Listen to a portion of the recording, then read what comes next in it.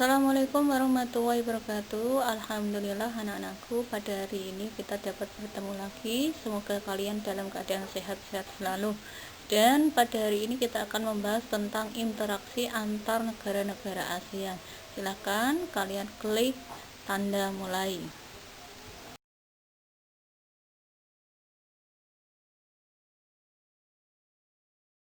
Interaksi antar negara-negara ASEAN. Untuk kompetensi dasar pengetahuannya yaitu menelaah perubahan keruangan dan interaksi antar ruang di Indonesia dan negara-negara ASEAN yang diakibatkan oleh faktor alam dan manusia, baik teknologi, ekonomi, pemanfaatan lahan, politik, dan pengaruhnya terhadap keberlangsungan kehidupan ekonomi, sosial, budaya, dan politik. Untuk kompetensi dasar keterampilannya yaitu menyajikan hasil telaah tentang perubahan keruangan dan interaksi antar ruang di Indonesia dan negara-negara ASEAN yang diakibatkan oleh faktor alam dan manusia, baik teknologi, ekonomi, pemanfaatan lahan, politik, dan pengaruhnya terhadap keberlangsungan kehidupan ekonomi, sosial, budaya, dan politik. Adapun indikator pembelajarannya: 1. Mengidentifikasi kondisi ASEAN secara umum. 2. Mengidentifikasi bentuk-bentuk kerjasama ASEAN, yaitu di bidang sosial, politik, budaya, pendidikan, dan perkembangannya. 3. Mendeskripsikan pengaruh ruang dan interaksi antar ruang terhadap bidang ekonomi, sosial, politik, budaya, dan pendidikan di negara-negara ASEAN. Adapun tujuan pembelajarannya, siswa diharapkan dapat mengidentifikasi kondisi ASEAN secara umum. Siswa dapat mengidentifikasi bentuk-bentuk kerjasama ASEAN, baik di bidang sosial, politik, budaya, pendidikan, dan perkembangannya. 3.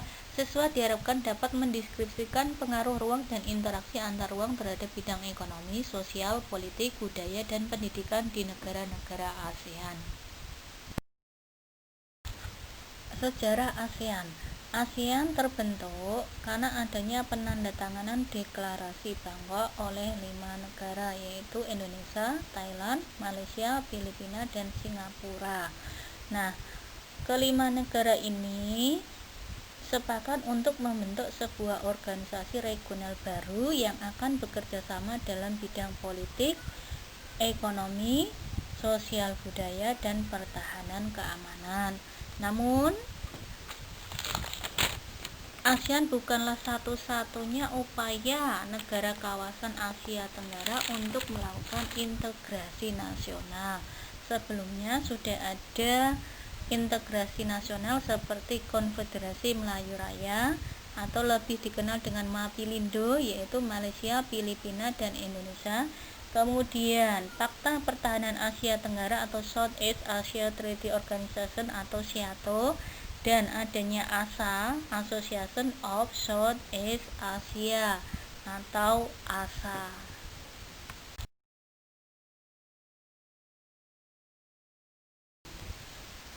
Kerjasama adalah menjalin hubungan antara dua negara atau lebih demi mencapai suatu kesepakatan.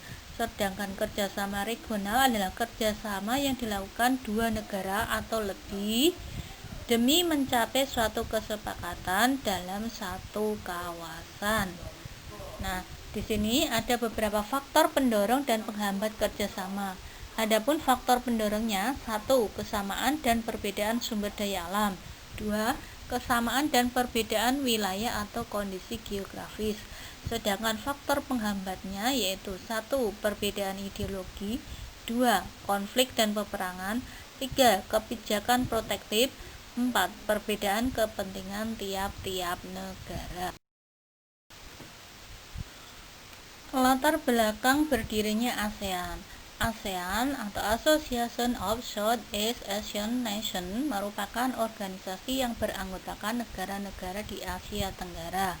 Nah, ASEAN berdiri pada tanggal 8 Agustus 1967 di Bangkok, Thailand.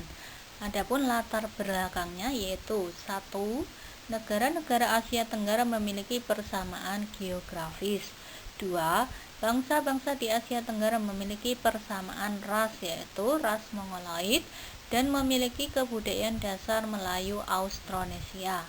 Yang ketiga, persamaan rasa senasib dan sepenanggungan, yaitu sama-sama pernah dijajah kecuali Thailand. Yang keempat, memiliki persamaan kepentingan dalam memajukan negaranya di berbagai bidang. ASEAN terbentuk karena adanya penandatanganan Deklarasi Bangkok. Adapun isi dari Deklarasi Bangkok yaitu yang pertama, mempercepat pertumbuhan ekonomi, kemajuan sosial, dan perkembangan kebudayaan di kawasan Asia Tenggara. 2. Meningkatkan perdamaian dan stabilitas regional. 3. Meningkatkan kerjasama dan saling membantu untuk kepentingan bersama dalam bidang ekonomi, sosial, teknik, ilmu pengetahuan, dan administrasi. Untuk isi deklarasi Bangkok yang keempat, yaitu memelihara kerjasama yang erat di tengah-tengah organisasi regional dan internasional yang ada. Yang kelima, meningkatkan kerjasama untuk memajukan pendidikan, latihan, dan penelitian di kawasan Asia Tenggara. Prinsip-prinsip utama ASEAN. Yang pertama, menghormati kemerdekaan, kedaulatan, kesamaan integritas wilayah nasional dan identitas nasional setiap negara.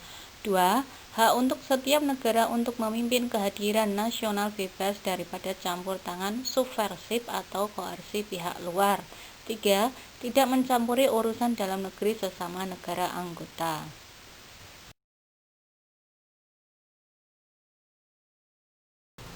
Untuk prinsip-prinsip utama ASEAN yang keempat, yaitu penyelesaian perbedaan atau perdebatan dengan cara damai.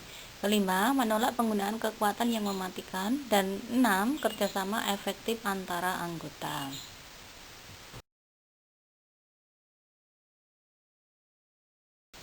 Pemrakasa berdirinya negara ASEAN itu ada 5 negara, yaitu yang pertama dari Indonesia adalah Adam Malik, kemudian Filipina Narcisco Ramos, kemudian Malaysia Tun Abdul Razak, Singapura S. Rajaratnam, dan Thailand oleh Tanat Koman.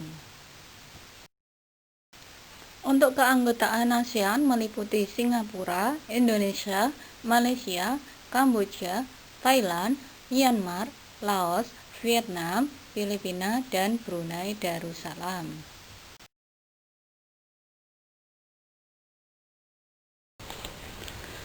Setelah memahami materi ASEAN di atas, silakan kalian kerjakan soal latihan berikut dengan tepat dan benar. Yang pertama, sebutkan 5 menteri luar negeri sebagai pelopor berdirinya ASEAN. 2. Kapan berdirinya ASEAN? 3. Sebutkan faktor pendorong terjadinya kerjasama. 4. Sebutkan latar belakang berdirinya ASEAN. 5. Sebutkan nama negara-negara yang bergabung dengan ASEAN pada bulan Juli. Selamat mencoba. Dan sebelumnya kita akhiri, wassalamualaikum warahmatullahi wabarakatuh.